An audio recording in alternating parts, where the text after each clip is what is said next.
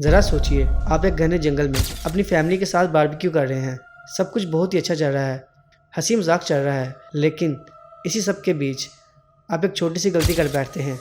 Barbecue کی بچی ہوئی ہڈیاں اور گوشت آپ رات کو کوٹیج کے باہر پھینک دیتے ہیں۔ کچھ ہی دیر بعد باہر سے آواز آنا شروع ہوتی ہے، کوئی ہڈیاں چبا رہا ہے۔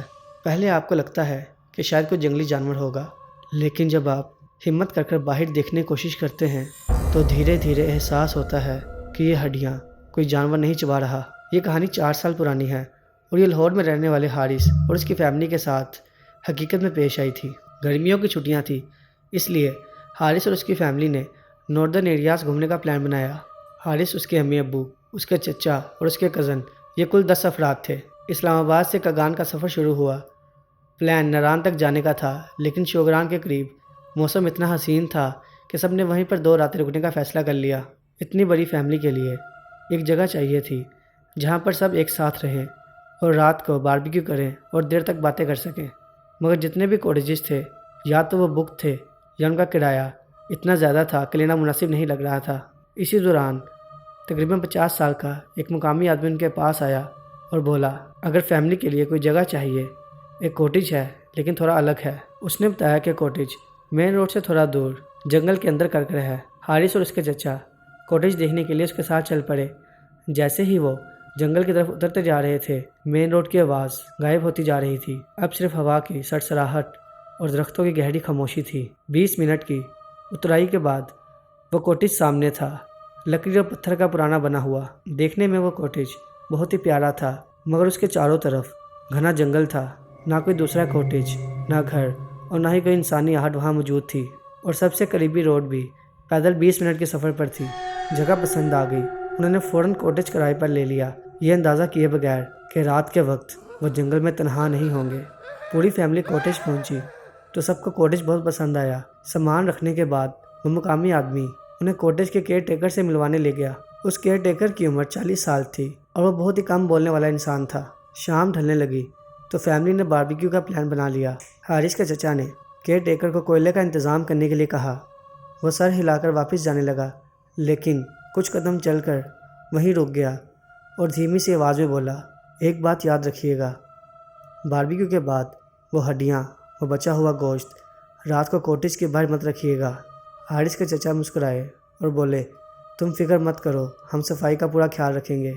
کیئر ٹیکر نے ان کی آنکھوں میں دیکھا اور بولا، میں صفائی کی بات نہیں کر رہا، بس رات کو ہڈیوں اور بچا ہوا گوشت کوٹیج کے باہر مت رکھنا۔ بس اتنا ہی کہہ کر وہ وہاں سے چلا گیا۔ حارث کو نہ جانے کیوں اس کی باتوں سے احساس ہوا کہ وہ کسی جانور سے نہیں بلکہ کسی اور ہی مخلوق سے ڈر رہا ہے۔ شام ہوتے ہی جنگل کا ماحول بدل گیا۔ ٹھنڈی ہوا اور گھنے درختوں کے بیچ ڈوبتا ہوا سورج اس کوٹیج کو ایک الگ ہی خاموشی میں ڈبا رہا تھا۔ رات کو باربیکیو ختم ہونے کے بعد جب سب لوگ کھانا کھا کر فری ہو چکے تھے تو انہوں نے بچی ہوئی ہڈیاں اور گوشت کے شوپر کو کوٹیج کے اندر رکھ لیا۔ فہد، حارث کا کزن، مذاق میں کہنے لگا کہ آخر وہ کیئر ٹیکر کس چیز سے ڈر رہا تھا؟ اتنی سی بات پر وہ ہمیں کیوں وارننگ دے رہا تھا؟ شاید ہمیں ڈرانے کی کوشش کر رہا تھا۔ سب ہنسنے لگے اور مذاق میں یہ بات چیلنج بن گئی۔ حارث نے فہد کو روکا اور بولا کہ رہنے دو، صبح یہ شوپر ہم کیئر ٹیکر کو دے دیں گے۔ لیکن فہد نے حارث کی بات کو نظر انداز کیا اور بچی ہوئی ہڈیوں اور گوشت والے شوپر کو اٹھا کر کوٹیج کے باہر کچھ قدم دور ایک گلی زمین پر پھینک دیا اور فوراً اندر آ کر دروازہ بند کر لیا اور بولا، اب دیکھتے ہیں کہ وہ کیئر ٹیکر آخر کس چیز سے ڈر رہا تھا۔ اس وقت کسی کو بھی یہ اندازہ نہیں تھا کہ انہوں نے صرف اس کیئر ٹیکر کی وارننگ کو نظر انداز نہیں کیا تھا، بلکہ اس رات کے خوف کے دروازے کو خود اپنے ہاتھوں سے کھول دیا تھا۔ آدھے گھنٹے تک سب کچھ نارمل رہا۔ فہد ہنس کر بولا کہ دیکھا، کچھ بھی نہیں ہوا۔ حارث بھی خود کو تسلی دے رہا تھا۔ پھر حارث کی نظر دروازے کے نیچے سے آنے والی روشنی پر پڑی۔ کوٹیج کے باہر لگا ہوا بلب ایک لمحے کے لیے غائب ہوا، بالکل ایسے جیسے کوئی اس کے سامنے آ گیا ہو۔ روشنی واپس آئی۔ کچھ سیکنڈز بعد وہ منظر پھر سے ریپیٹ ہوا، لیکن اس بار اس بلب کی روشنی زیادہ دیر تک غائب رہی۔ اب صرف حارث نہیں بلکہ کوٹیج میں موجود سب لوگوں نے اس چیز کو نوٹس کر لیا۔ حال میں خاموشی چھا گئی اور سب کی نظریں دروازے کے اوپر ٹک گئی۔ سب سے عجیب بات یہ تھی کہ باہر کسی کے چلنے کی آہٹ تک نہیں تھی، صرف روشنی کبھی غائب ہوتی پھر واپس آتی۔ اسی خاموشی کے درمیان اس لکڑی کے دروازے پر بہت ہلکی سی دستک ہوئی۔ حارث کے جسم میں سرد لہر دوڑ گئی۔ کسی نے بھی دروازے کی طرف قدم نہیں بڑھایا۔ سب کو ایسا محسوس ہو رہا تھا جیسے دروازے کے اس طرف کوئی ان کا انتظار کر رہا ہو۔ ابھی دروازے کی دستک تھمی ہی تھی کہ کمرے سے حارث کی امی کی گھبرائی ہوئی آواز آئی۔ وہ بول رہی تھی، حارث ذرا اندر آنا، کوئی اس کھڑکی پر دستک دے رہا ہے۔ یہ کھڑکی گھنے جنگل کی طرف کھلتی تھی۔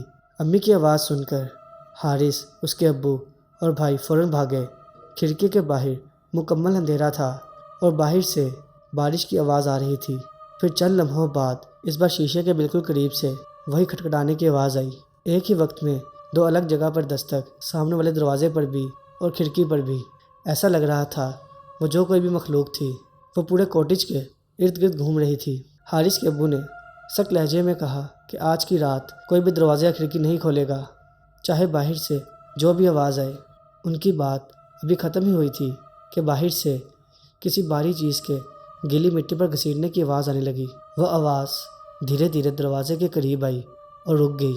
کچھ سیکنڈز کی خاموشی، اور پھر دروازے کے باہر سے ایک ایسی آواز آئی جس نے سب کے رونگٹے کھڑے کر دیے۔ ایسا لگ رہا تھا کہ دروازے کے پاس کوئی بیٹھا ہڈیاں چبا رہا ہو۔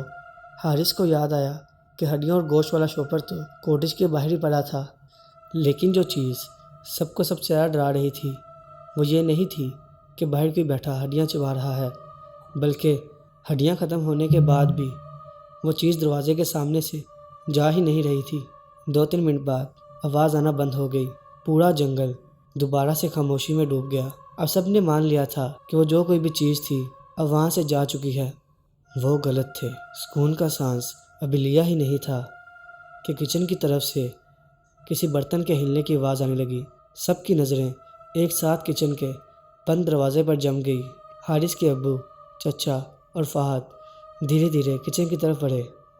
دروازہ آہستہ سے کھولا تو کچن بالکل خالی تھا، نہ کوئی انسان اور نہ ہی کوئی جانور، لیکن فرش پر ایک چیز پڑی تھی، وہی شوپر جسے فہد نے کچھ گھنٹے پہلے اپنے ہاتھوں سے کوٹیج کے باہر گیلی مٹی پر پھینکا تھا۔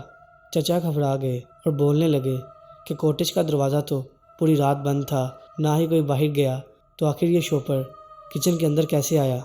کسی کے پاس بھی اس بات کا جواب نہیں تھا، لیکن حارث کے ذہن میں ایک خیال آیا جو اس نے کسی سے نہیں کہا۔ اگر یہ شوپر بند دروازوں اور لاکڈ کھڑکیوں کے باوجود بھی گھر کے اندر آ سکتا ہے تو یقیناً وہ چیزیں بھی گھر کے اندر آ چکی ہیں۔ اس خیال کے ساتھ وہ پوری فیملی ڈر کے مارے کوٹیج کے ہال میں سمٹ کر بیٹھ گئی۔ رات بھر حارث کے والد قرآن پاک کی تلاوت کرتے رہے۔ ساری رات کبھی دروازے پر دستک ہوتی، کبھی کھڑکیوں کی کنڈی ہلتی، کبھی باہر کسی کے چلنے کی آہٹ آتی، لیکن اس رات کسی میں ہمت نہیں تھی کہ وہ دروازہ کھول کر دیکھ سکے۔ آخر کار فجر کا وقت قریب آیا۔ جیسے ہی آسمان میں روشنی پھیلنا شروع ہوئی، وہ آوازیں، وہ دستک، وہ چلنے کی آہٹ اور وہ تمام چیزیں ایک دم بند ہو گئی۔ تھوڑی دیر بعد کیئر ٹیکر کوٹیج میں واپس آیا۔ حارث کے چچا نے پوری رات کا واقعہ اسے بتایا اور کچن میں ملنے والے اس شوپر کے بارے میں بتایا۔ کیئر ٹیکر کا چہرہ اس بار پہلی دفعہ بدلا۔ وہ کچھ لمحے خاموش رہا اور پھر بولا کہ شوپر اندر آ گیا، اس کا مطلب ہے کہ وہ مخلوقات صرف باہر نہیں تھی۔ یہاں کے بزرگ کہتے ہیں کہ جنگل کے کچھ حصوں کا اپنا نظام ہوتا ہے اور وہ دیکھنا چاہتی ہے کہ کوئی اس کا دیا ہوا واپس کرتا ہے کہ نہیں۔ آپ لوگوں نے واپس کر دیا، اس لیے صبح تک سب ٹھیک رہا۔ حارث کے والد نے مزید سوال کرنا مناسب نہیں سمجھا۔ پوری فیملی نے سامان پیک کیا، گاڑیوں میں رکھا اور صبح ہی وہ کوٹیج چھوڑ دیا۔ آج اس واقعے کو 4 سال گزر چکے ہیں، لیکن حارث کے مطابق آج بھی اس کی فیملی میں کوئی بھی کوٹیج میں بتائی اس رات کا ذکر کرنا پسند نہیں کرتا، اور جب بھی ناردرن ایریاز یا شگران کے سفر کا نام آتا ہے، ان سب کو گھنے جنگل کے بیچ وہ اکیلا کوٹیج اور کچن کے فرش پر پڑا وہ ہڈیوں اور گوشت کا شوپر یاد آ جاتا ہے۔ اگر آپ کو یہ کہانی پسند آئی تو اس ویڈیو کو لائک کریں اور اپنے دوستوں کے ساتھ شیئر کریں، اور ہمارے یوٹیوب چینل کو بھی سبسکرائب کریں، اور کمنٹس میں بتائیں اگر آپ لوگ اس کوٹیج میں ہوتے تو کیا کرتے۔ ملتے ہیں اگلی ویڈیو میں، تب تک کے لیے اللہ حافظ۔